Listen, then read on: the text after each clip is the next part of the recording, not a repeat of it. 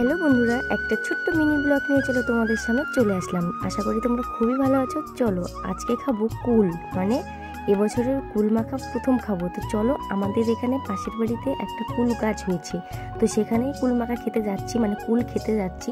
চলো কিভাবে পারি তোমাদেরকে শেয়ার করছি। আর এই দেখো, কুল গাছের এখানে চলেই এসেছি। অনেক কুল ধরেছে, অনেক কুল। আমার শ্বশুরবাড়ির ওখানে কুল আছে, কিন্তু আমি যেতে যেতে শেষ হয়ে যাবে যে বলে এখনই খাচ্ছি।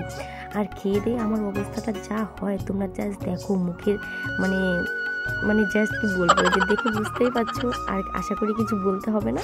যাই হোক চলো, তাও খাওয়া কিন্তু বাদ দেবো না। কিন্তু হ্যাঁ, একটু কাঁচা ছিল, একটু কষ্টা কষ্টা লাগছিল, কিন্তু মাখলে পরে হয়তো ঠিক ভালো লাগবে। তো চলো আগে মাখাই, তারপরে খেয়ে দিয়ে টেস্ট করে বলবো কেমন হয়। আর অনেকদিন পরে মানে খাচ্ছি। আর গেলবার আমার ব্লগ যারা দেখেছো তারা কিন্তু এই গাছটা থেকে কুল মাখা খেতে দেখেছো তোমরা। তো চলো ফটাফট করে পেরে নিয়ে মাখা করব। আর তারপরে কি করবো সেটা তোমরা দেখতে থাকো।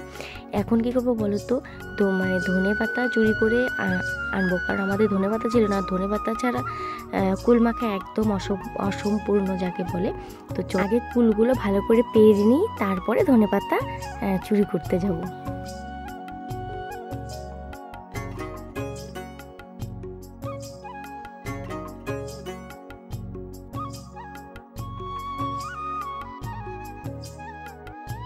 কুল পাড়া তো হয়ে গেল, একটা দিকে ছিলাম পাকা, তো ভাবলাম চলো ফটাফট করে খেয়ে নি। কি দেখি এতটা টক, কি বলবো, কিন্তু ভালো বলছি, এদিকে বলছি ভালো, কিন্তু খেতে কিন্তু ভীষণ টক। তো যাই হোক, এই দেখো ধনে পাতা চুরি করতে আসলাম, তো ফটাফট করে পমকে বললাম কয়েকটা পাতা তোল। তারপরে দেখো বাড়িতে চলে আসলাম, সেই পাতাতে থেতো করে কুল মাখা খেতে কিন্তু হেভি লাগে। আমি এভাবেই খাই, মানে আমরা খাই।